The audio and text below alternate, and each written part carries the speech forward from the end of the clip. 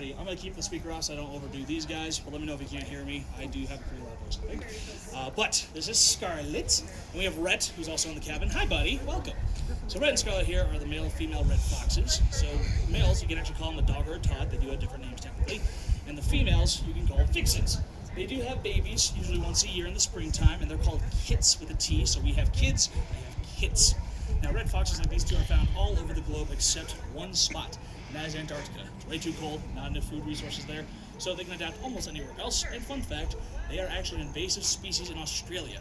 Not because they got there on their own, but the European settlers over there also tried to hunt them for sports, so they brought them over. However, they didn't realize how smart and adaptable they are, so now they're all over Australia. So, good job, European settlers. But these guys are adaptable because they're omnivorous, which means, kind of like us, they can eat basically anything. Their favorites are going to be raw meat, rodents, rats, mice, things like that. But they can also eat a variety of vegetation, including blueberries and wild potatoes. As long as they have food and shelter, they do great. And the real cool thing about foxes, or red foxes specifically, is if you happen to smell a skunky smell around here, we don't have skunks in this area. That is these guys. However, it's obviously a little bit different than the actual skunk smell, but it's almost identical. It's pretty cool. So they have a scent gland where basically they will use their urine to mark their territory. So if you do smell a skunky smell in your garden, your neighborhood, basically the way you can tell is if it's kind of like in the air, it's probably a skunk, but if it's like one specific spot, it's probably a fox because it peed there specifically. So I couldn't tell you specifically, but yeah, it's pretty cool science right there. But with these two, if they really like you, they will pee on you. Behind them, if you saw some black or silver foxes in the other enclosure where that slide and that platform is back there, we have Zach and Zoe back there. I don't see them out and about right now, but you might get a chance to see them on the way out tonight. But we have those black foxes are actually red foxes. They do come in a variety of colors. However, they do come in black. Oh, is that one of them right there? Oh, there he is. Thank you for pointing them out to me. So that's Zach wandering around right over there. And if you guys can't see him, you can come over here because they pointed out to me over here.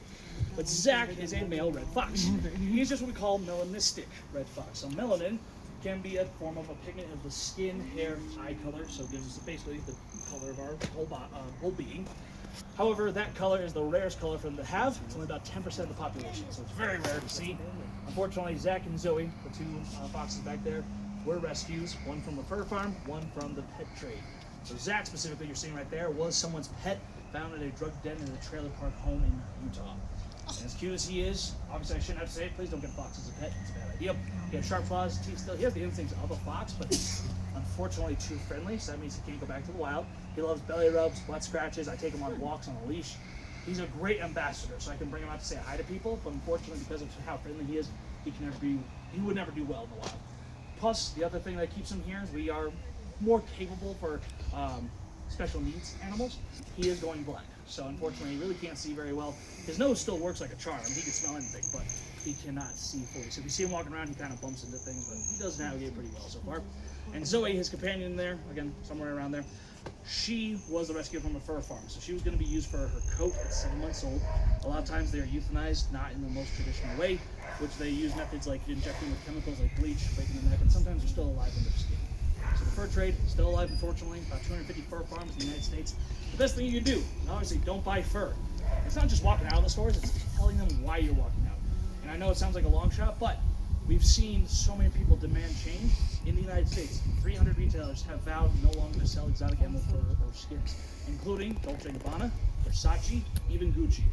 Now I couldn't tell you the world unfortunately, but the US is at least a step in the right direction. So hopefully we can see more of that. So that's where you guys come in and tell your friends and family. It really does make a big difference.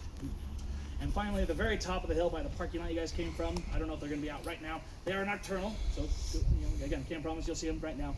But we have our two swift foxes up there. They're the only animals we actively breed here. And swift foxes are the second smallest canid in the world.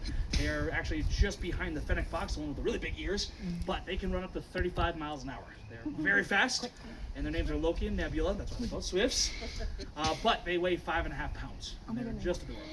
Hopefully we'll see some babies next year. Unfortunately, we didn't see any this year. But if you do see them on the way out, because sometimes I do make an appearance, I just ask them to be nice and quiet. We don't want to stress them out too much. So if you see them, just take that photo. You can watch them for a little bit. Just try not to make a lot of noise. All right, guys. So we are going to go on the trail, go see our wolves now.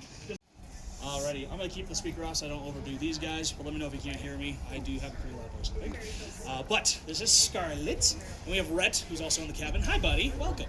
So Rhett and Scarlet here are the male and female red foxes. So males, you can actually call them a dog or a Todd. They do have different names technically. And the females, you can call vixens.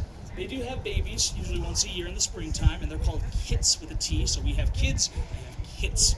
Now, red foxes like these two are found all over the globe except one spot, and that is Antarctica. It's way too cold, not enough food resources there, so they can adapt almost anywhere else. And fun fact, they are actually an invasive species in Australia. Not because they got there on their own, but the European settlers over there also tried to hunt them for sport, so they brought them over. However, they didn't realize how smart and adaptable they are, so now they're all over Australia. So, good job, European settlers. But these guys are adaptable because they're omnivorous, which means, kind of like us, they can eat basically anything.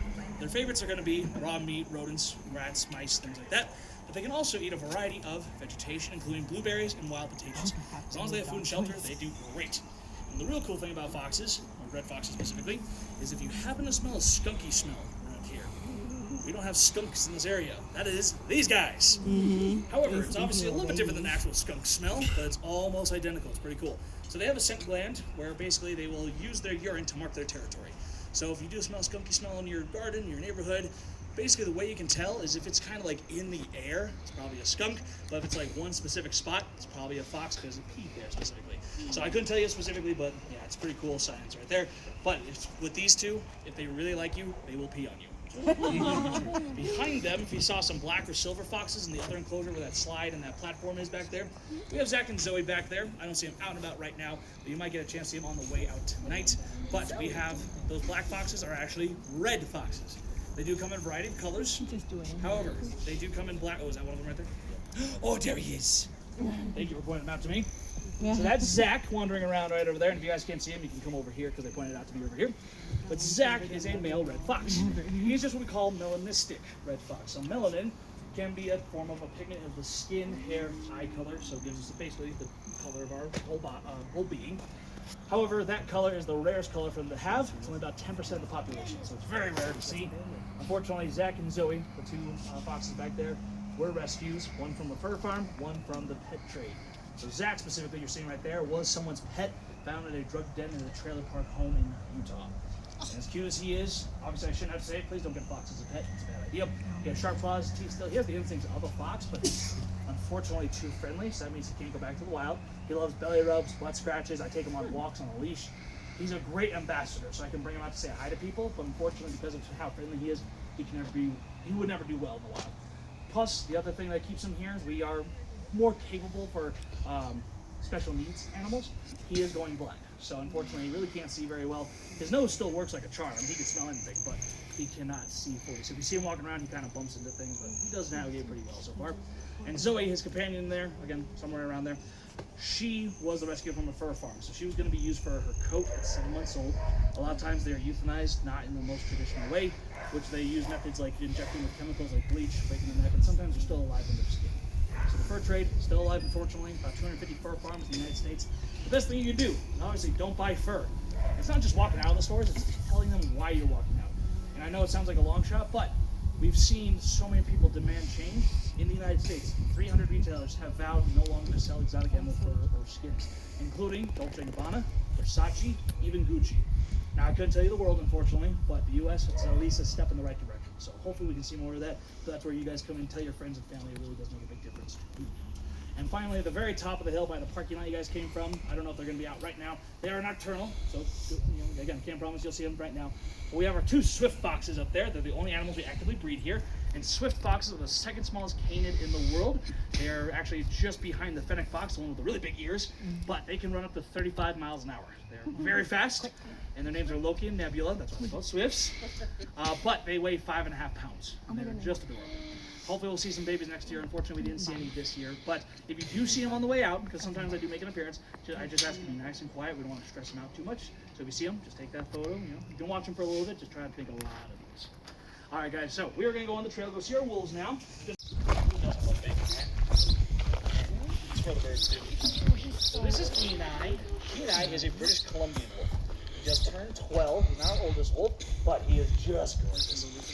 Kenai is also the only wolf, unfortunately, by himself on the trail today, or for the time being, because we usually have 2 wolves in every enclosure, and we have that for a reason, because each enclosure we consider a pack, but a pack has 2 alphas. It's not just one alpha, it's mom and dad. Mom and dad are the alphas, they're the ones in charge. So male and female have that bonded pair, so they can practice breeding, but we don't breed here. So the males are neutered, the females are neutered in the pack. But Kenai's the only one by himself. Unfortunately, the reason is because McCooey, you can see her picture on the right side over here, she sadly passed away last year due to a heart condition. It was fatal, of course. All of a sudden, it just happened overnight. She showed no signs or symptoms, so we don't know exactly what happened at first. Did a necropsy, which is like an autopsy for animals, and luckily the vet did assure us that she suffered no pain, just went in her sleep, which is the most what I could ask for personally. But it was all of a sudden, Kenai was mourning for 6 months. He cried almost every single day, and they actually made for life, so he felt it really hard. He actually would look at our vet room at the top of the hill, thinking she was going to come back. It was hard to watch. But he's doing roughly a little bit better. He's still kind of mourning, but he's not as bad as he once was. We are looking for a new female companion, so hopefully you can find someone, because he is super social, but we just don't know if he will. But that's why we try to get you guys to come see him. You know, we'll go as staff. He just had a play date with one of our staff members, so he just had a good time playing around with him. And his best friend is actually that border collie you see running around up there. So he loves dogs, so that's why he's going to go say hi to his friend. He's like, hello, go say hi. There you go, buddy. So if you follow our social media or our newsletter, we keep you guys updated about that stuff, so hopefully we'll find someone for him soon. And actually, one of the next enclosures we're going to see is how we pair them up, so I'll kind of explain that to you. All right, guys, we're going to say goodbye to Kenai for right now. We're going to go see you. All right, folks, if you need to spread out more, you can. But this enclosure is the cutest thing this young four legs. The little lady in front of you is Miss Coco Bean. Coco is a 5-year-old New Guinea singing dog. If you're a fan of the dingo, these guys are related to them. We don't know who came first, but they're really cute. But they're only 30 pounds. That's as big as they'll get to a fully grown singing dog. The one back there is the male. His name is Pono. He's a little more shy than Coco is, so we probably won't get closer than that. But they are just gorgeous, aren't they? Unfortunately, we don't know a lot about these guys, because relatively speaking, they're new-ish to us, because they were only discovered in the 1960s. So what we do know is, one, they're able to rotate their wrists and elbows, kind of double-jointed like this, so they can twist their wrists. They can actually use that to climb trees almost vertically like a cat up and down. Not totally vertical, but close to it, which is incredible. They're also so flexible, they can cut their forehead to the back of their spine, looking straight behind them. I don't know why they do that. It's really freaky. What they're known for is singing. It's in their name. It's a form of communication. They are howling. It's not the same as a wolf howl. But when they call, their call has been studied by scientists on a device called a sonic that measures pitch, frequency, tone, things like that. And their call is almost identical, almost compared to that of the humpback whale. So you're seeing a combination of a cat, dog, owl, and a whale. I can't really explain, but it's really cool. Unfortunately, due to the deforestation where they're from, New Guinea is a small island country near Australia. There's not a lot of space over there already. Deforestation is a big threat to these guys. Also, the pet trade. These two are found on Craigslist, believe it or not, on an ad. So luckily, they were rescued. They're here with us now. We do make sure they have the best life possible, because they are a tropical dog. We try to give them a very warm climate. So in the wintertime, they have a special area to take them, so they're not too cold, of course. But these guys, really cool. Not many people know about them, so now you get to see these guys. All right, we're going to go to our next enclosure. Here.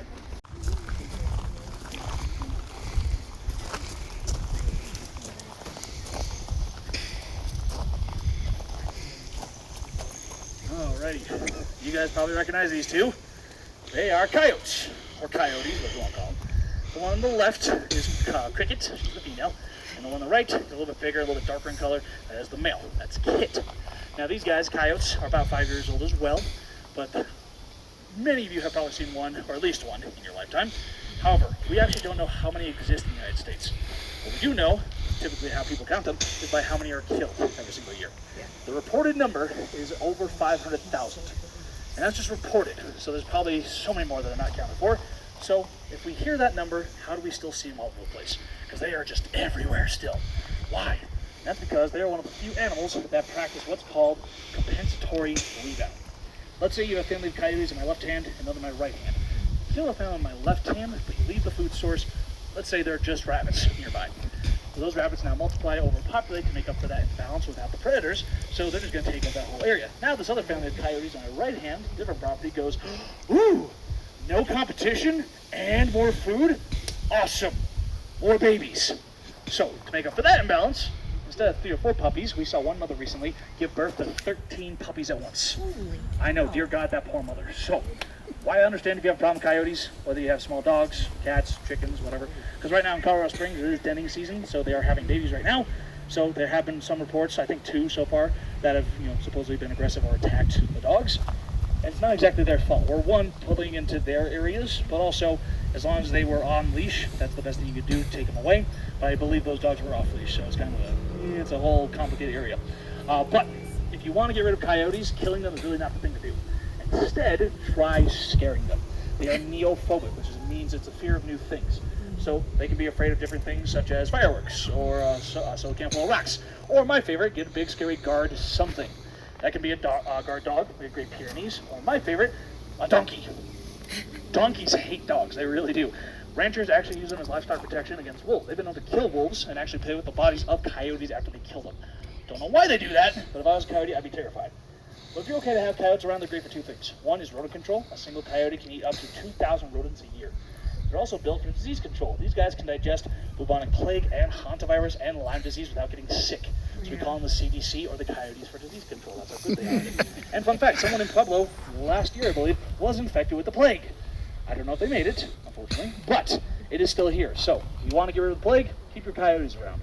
But I understand there's a lot of coyotes here, so the best way to kind of control that population, bring wolves back. Wolves and coyotes hate each other more than Tom and Jerry. So if you bring them back, they'll hopefully control that population too. All right, we're going to turn around for this enclosure behind us. I know, you're cataracts, I know, I'm sorry. Take up. Baby. So this is Miss Tala. She is the queen of our center. She just turned 16 years old. She is our oldest wolf on the property, about 60 pounds. She's also our smallest wolf, but she is awesome.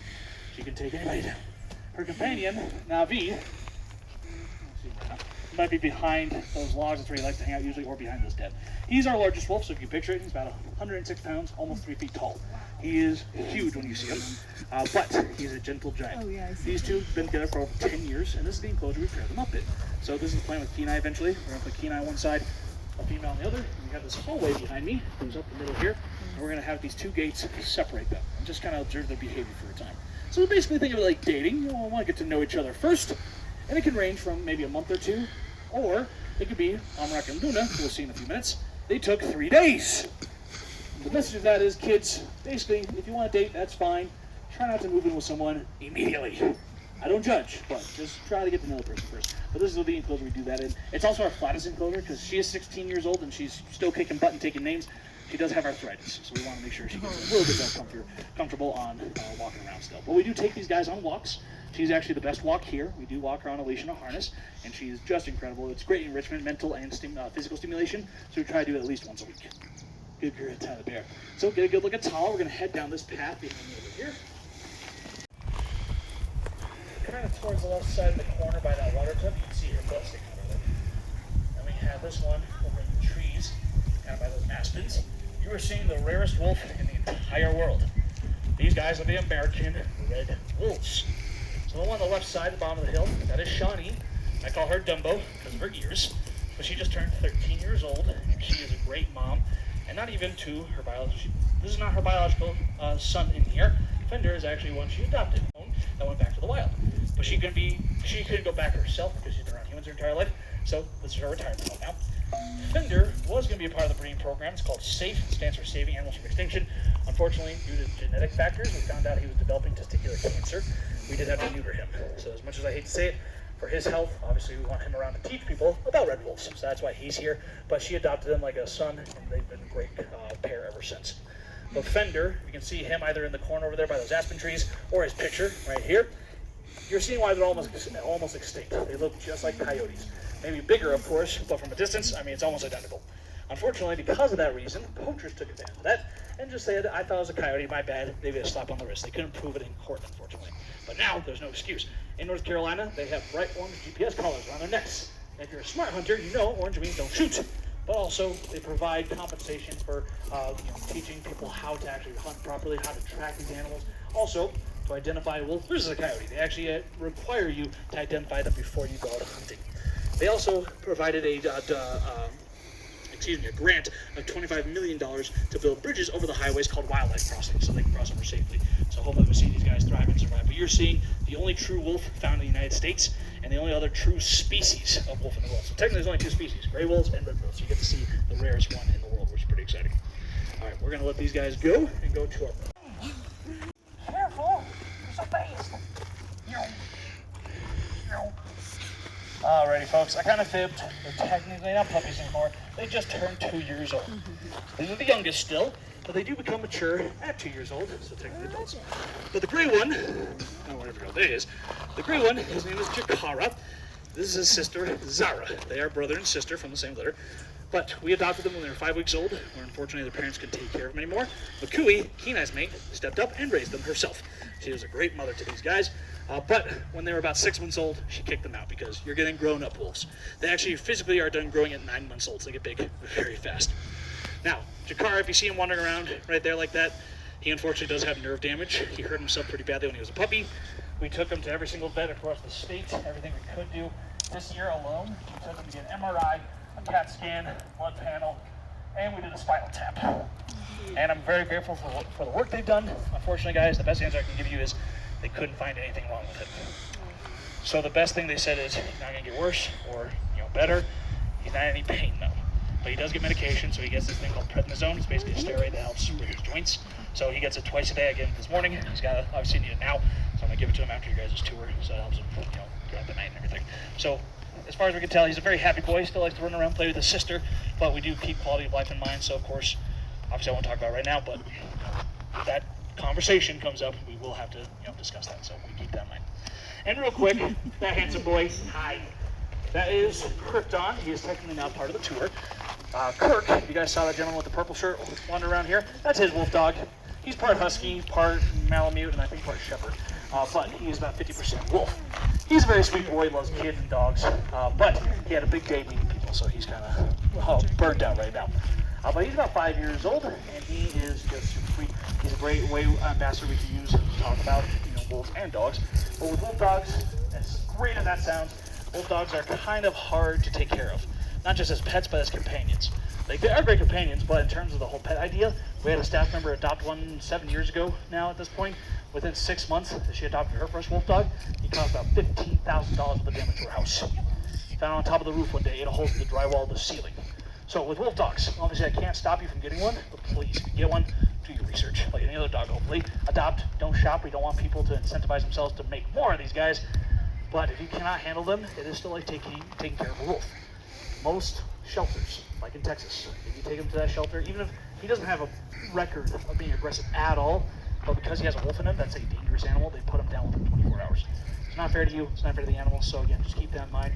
The best research you can do is volunteer at a wolf dog rescue or a wolf sanctuary like us, depending on where you guys are from. There's a lot you can learn because you can see everyone has their own different personalities. They're just like people, so you gotta keep that in mind, like people, basically. All right, good job, Krypton. We'll let you kind of snack on that stuff. We're gonna go back the way we came, so back to this path.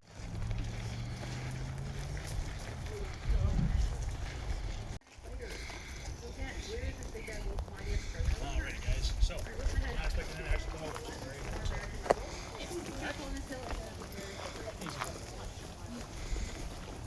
So, folks, this is Amarak and Luna.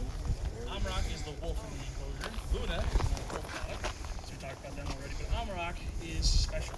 He was a rescue from the illegal wildlife trade. He was actually found wandering the streets of Medellin in Colombia, South America. Now, if you know anything about wolves, they are not found in the southern hemisphere. That is not their native range because think about how hot and humid it is down there. And in the wintertime, they develop a coat that's 6 inches thick. So imagine that when he was down there. But also, he was the only wolf in all of South America for 3 years. So he was not doing well. But the local zoo found him wandering the streets, took him in. But when they realized he wasn't doing well, they contacted us, asked us if we could take him in. We said absolutely. And his first day here, it snowed. He had never seen snow before in his life. It's on our YouTube channel, by the way, if you want to watch it. But he is now a very happy man, doing very well, and he's the face against the illegal wildlife trade, which does bring in nearly $30 billion every single year, and the second leading reason why in 50 years, 70% of our plants mammals have gone extinct.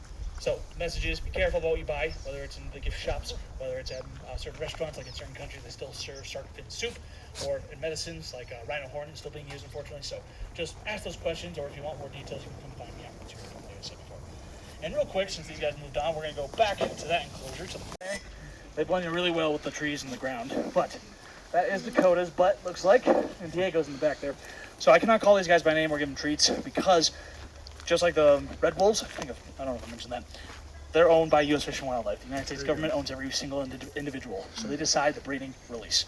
So we have to keep care of them, just make sure they do well.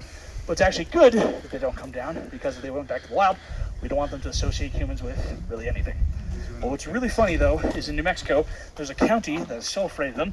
There's actually, at the bus stop for the children, what's called a kid cage.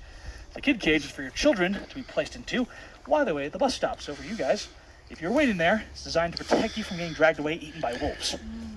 It is awesome. It's hilarious.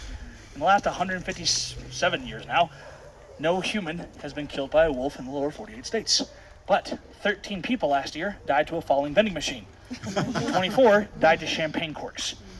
So I'm more afraid of what you do to yourselves than I am of these guys.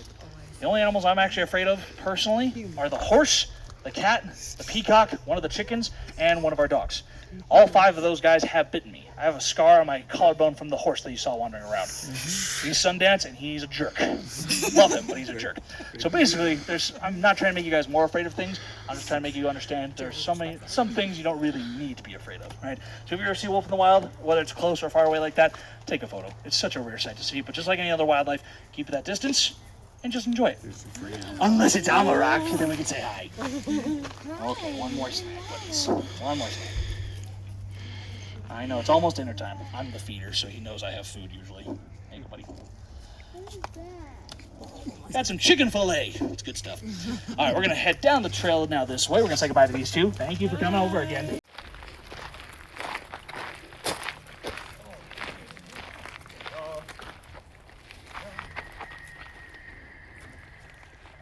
Thank you, Cody. All right. So if you saw that horse that woman was riding on, his name is Cody because he's blonde, so he feels like a surfer vibe. That's Cody. We also have one. He's a Mustang called Cruz, and he will cruise. Now, these are some of my babies. I helped raise them since they were 3 weeks old, so I've known them their entire lives.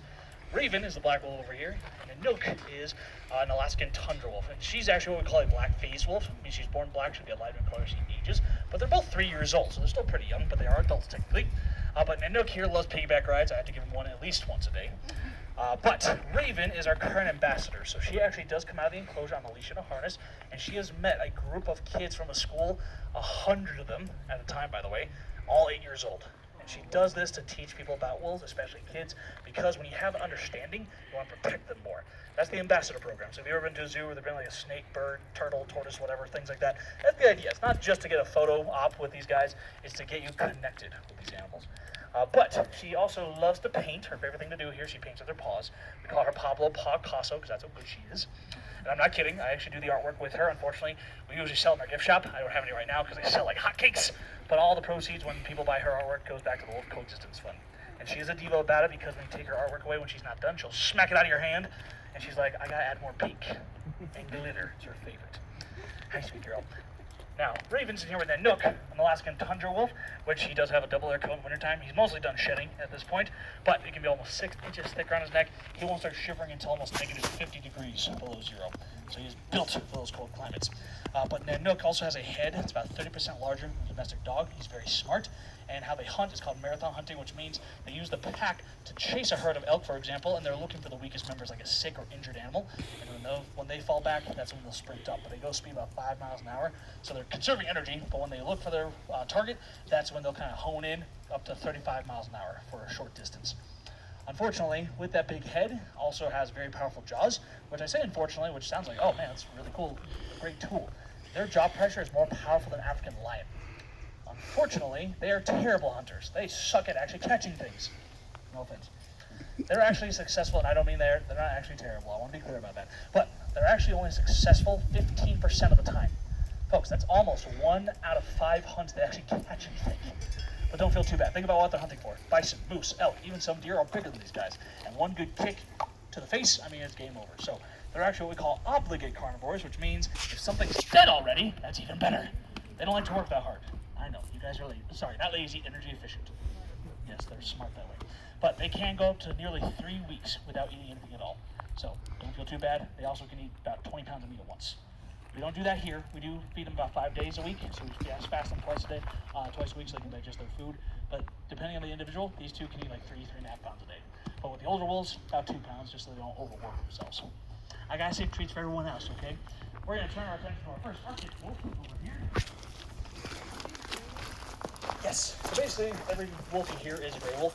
except the red wolves. So even Arctic wolves are gray wolves. They're just a unique subspecies found in certain regions, like I was talking before, like Mexican wolf, things like that. Except they have a softer coat, so they can stay warm. Hello. Hi. Do I have something for you?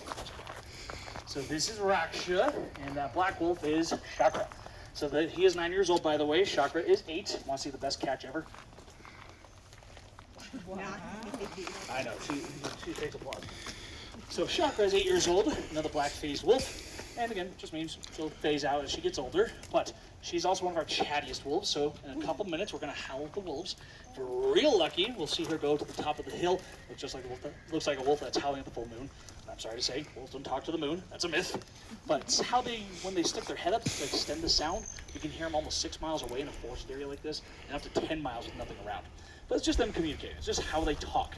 So the whole idea of the full moon thing is because they were active one night, but they're not typically active during those times. They're only active maybe twice a month during the full moon. And that's because they had more light for a longer period of time so they can see better. But they're actually active at dawn and dusk where the sun is rising and the sun is setting. So we just saw them howl at the full moon that one night and we said, oh, they're talking to the sky, that's amazing. It makes for a great story, not talking to the moon, unfortunately. Now, Raksha has an amazing coat. All wolves do, of course, but Arctic wolves are really built different. They have a double layer coat where the insulating layer, so the second layer will keep the heat in, kind of like a winter jacket. The outer layer you see is what we call guard hairs. They protect them from the elements like rain and snow, so they stay nice and dry, almost 100% waterproof. It's incredible. But with his coat, he won't start shivering until almost negative 70 degrees below zero. So he is built for those cold temperatures. So basically, the more miserable we are out here in the wintertime, the happier these guys are. So if you want to see wolves be wolves, come back when it's like negative 10, negative 20 out here. It's the best time to see you guys. I gotta save these last treats for everyone else. Okay, you guys are so good. I'm gonna feed you dinner in an hour. Okay? We're gonna go to a. What's that? I was like, I don't want to get up. So that's Issa. That's Raksha. Yeah, hi, buddy. He is also 9 years old, but he's a unique one because he was born white. Arctic wolves are not typically born white. They're actually born black or brown. Because in the springtime, they're born between March and May, so all the snow would melt in the tundra where he's from. So if he's that color as a puppy, he probably wouldn't do very well. Unfortunately, that's basically a spotlight to say, come eat me. Now, it's very rare, but threats to Arctic wolves do include, of course, climate change and, of course, the oil and gas industry. But a threat that does include, basically, if they were white in color on this kind of tundra or kind of ground, is polar bears. Now, usually apex predators kind of avoid each other, but obviously desperation comes to it. If a wolf puppy's nearby, obviously that polar bear's probably going to take it. Again, very rare, but it does happen. But he is leucistic, so he's not fully albino. He does have a pink nose, it's very cute, but he does have that black eyeliner around his eyes. Maybe it's Maybelline, who knows. But he has the melanin in his skin that absorbs heat. Now, Linda here, hi, she used to be what a raven is currently doing, but she retired at the ripe old age of 2 years old. Because when they turn 2, like I said, they've been sure, they also developed that neophobia that I mentioned with the coyotes. So she got afraid of everything, including her own shadow. We don't force her to come out if she doesn't want to, so she's like, I want to stay here. We said, okay, fair enough. But if you ever want to come back, as long as you're at least 18 years old, fill out our criteria, we do hold educational programs where we take you inside the enclosure, where she'll lay in your lap and give you the best French kiss you never asked for. You must take the wolf's kiss, by the way. If you refuse their kiss, it's like refusing a handshake. It is rude in their language. But if you really want her to like you, Flamin' Hot Cheetos and coffee are her favorite. She also will love you the more you go, ha, and it'll clean your taunts on your tongue. It's not the worst kiss in the world. I've had worse from other people. That's just how they say hi. So you gotta take the kiss. All right, bye, Arenda. She didn't want my snack, apparently. So we're gonna see our last 2 wolves. Just you're chugging along. Okay. These are our last 2 wolves, my other babies. So the gray one is Denali, the black one is Rain. Rain also likes to egg Arenda on. They hate each other, so it's gonna be fun. But, excuse me, Denali is Nanook's brother. So these, all 4 of those, Raven, Nanook, Rain, and Denali, all were raised together. Rain actually did a great job raising 3 puppies by herself. And the story goes, we took her on a walk one day. I was actually on that walk. She got so excited to see the puppies. She looked at me and she said, Dad, that boy, those boys, that girl, so cute. Can I go say hi? I said, oh my God, okay. Teenage wolf wants to say hi to a boy? Fine, we'll go say hi. She went in the enclosure, had a play date, immediately threw up. She didn't actually throw up. She did something called regurgitation. Think of like a mama bird feeding a baby bird. Just partially digested, really chewed up meat, and it's just easier for the puppy to chew. It smells horrible, but it's basically a sign of affection with these guys. So she raised 3 puppies that way. Denali, Nanook, and Raven. But after a year of raising all 3 of them, she said, okay, I can only handle 1 of you. I'm kicking 2 of you out. So she kicked those 2 out, unfortunately. And Denali in here did have playdates with his brother for a while, but unfortunately, when it became more mature, he decided that that's a rival pack now. Because as I said, there's 2 alphas in every pack. It's not always the biggest and the strongest. It's usually the most experienced wolves. However, Denali was even smaller than his brother Nanook, but because he felt like Nanook was a threat to Rain, he did become somewhat aggressive towards his brother, unfortunately. Nothing happened, thankfully. We noticed it right away, but we couldn't have them have playdates anymore, unfortunately. It was very sad, but it was just for everyone's benefit. All right, before we head back inside, we're going to thank our wolves in their language. We're going to howl to them, so if you guys want to be loud still, so you got to go, just like that. So you can see I didn't blow your eardrums out. That was loud, right? So you don't want to scream. It's a big difference right there. But still, ladies, get behind for me, please. Any quick questions while I wait for the other group right now? No? Everyone having a good day so far? Oh my God. Yeah. Good Father's Day? Father's Day? Yeah. This is what you plan for Father's Day? If you guys are ready, on the count of 3, your longest, loudest wolf howl. Ready? If you're not embarrassing yourself, you're not doing it right. Here we go. 1, 2, 3.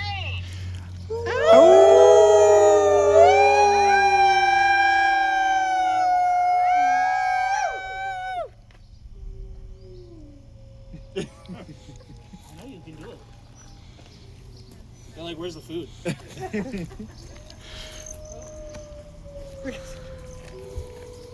Oh my.